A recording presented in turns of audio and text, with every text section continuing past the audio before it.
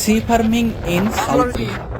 এই যে অনেকজন মিলে বড় মাছকে খাদ্য হিসেবে ছোট মাছ দিচ্ছেন।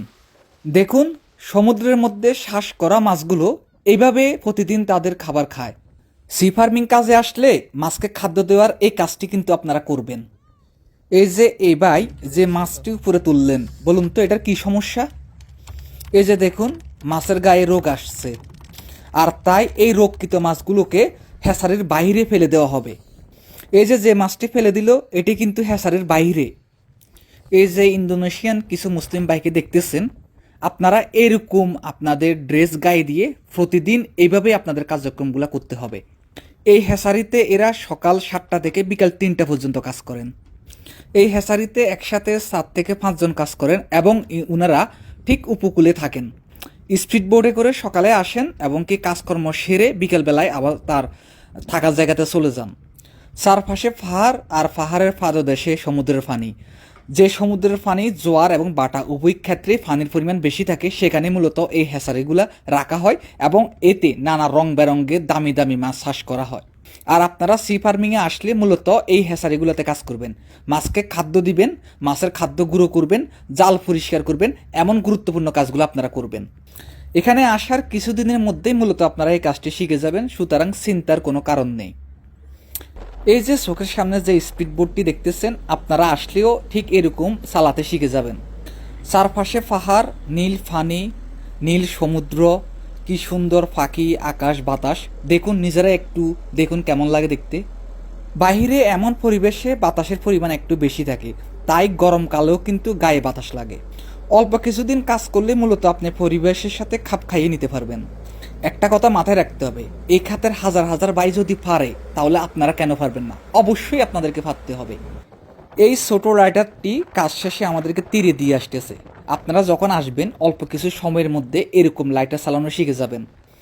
এই যে খাদ্য গুঁড়ো করার জন্য মেশিনটি দেখেছেন, আপনারা আসলে এরকম মেশিনের মধ্যে খাদ্য গুঁড়ো করবেন। হ্যাচারি অনুযায়ী মেশিনগুলো ছোট এবং বড় হয়ে থাকে।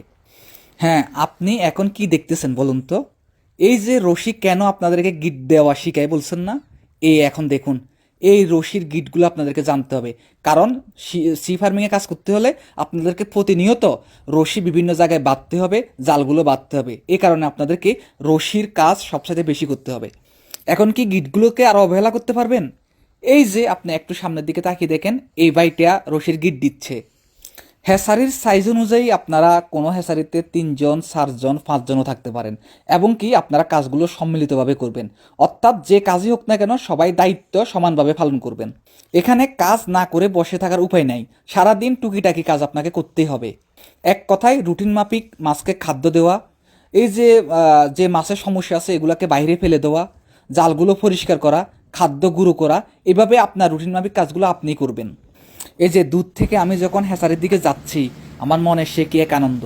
আমি আমার ভাইদেরকে আজকে সি ফার্মিংয়ের এই পুরো তথ্যটা দিতে পারবো। আমার প্রিয় ভাইয়েরা, আপনারা আসার জন্য রেডি তো? মানসিকভাবে, শারীরিকভাবে, সকলভাবে আপনারা রেডি থাকবেন। মনে রাখবেন, কারো কথায় কান দিবেন না। আপনার চাকরি আপনাকে করতে হবে, আপনাকেই সাহস দিতে হবে। সবাই মিলে এক হয়ে কাজ করতে হবে দেশের জন্যে। এই যে হ্যাচারিগুলো দেখতেছেন, এগুলো পানিতে স্থির থাকে মূলত মোটা মোটা রশির মাধ্যমে। উভয় প্রান্তে 4টা 5টা করে করে রশি নিচে বড় কিছুর সাথে ঝুলিয়ে রাখা হয়, যার কারণে এগুলো আর নড়াচড়া করতে পারে না, অর্থাৎ এগুলো একটা জায়গাতে স্থির থাকে। আর এমন হ্যাচারির মধ্যেই আপনারা সকাল সন্ধ্যা কাজ করবেন। কেউ আপনার বেতন নিয়ে চিন্তা করবেন না, থাকা নিয়ে চিন্তা করবেন না, খাওয়া নিয়ে চিন্তা করবেন না, কোনো কিছুই নিয়ে চিন্তার কোনো কারণ নেই। তার কারণ এই সেক্টরে আরও হাজার হাজার ভাই কাজ করতেছে। সবার জন্য যেমন, আপনার জন্যই তেমন। কেমন? আপনার যদি বেসিক বেতন হয়ে থাকে, তাও তো আপনি 1,70,000 থেকে 80,000 টাকা বেতন পাবেন বাংলা টাকায়। বলেন, এটা আপনাকে দেশে কে দিবে? সুতরাং কারো মন খারাপের প্রয়োজন নাই। কেমন? মাছকে খাদ্য খাওয়াই, মাছের পরিচর্যা করে মাসে 1,80,000 টাকা বেতন, এ কি সাট্টিখানি কথা? সি ফার্মিংয়ের আমার প্রিয় ভাইরা, আপনারা কেউ এই ভিডিওটাকে এন্টারটেনমেন্টের জন্য নেবেন না। এটা নিছক আপনাদের জন্য খুবই গুরুত্বপূর্ণ একটা তথ্য।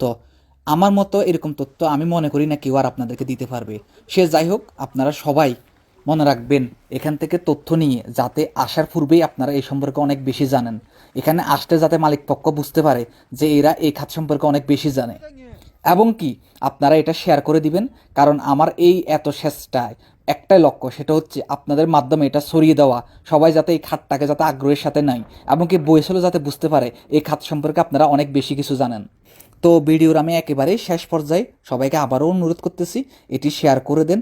আমি চাই এটি সবাই মিলে বইয়ের কাছে পৌঁছাই দেন। আসসালামু আলাইকুম রহমান।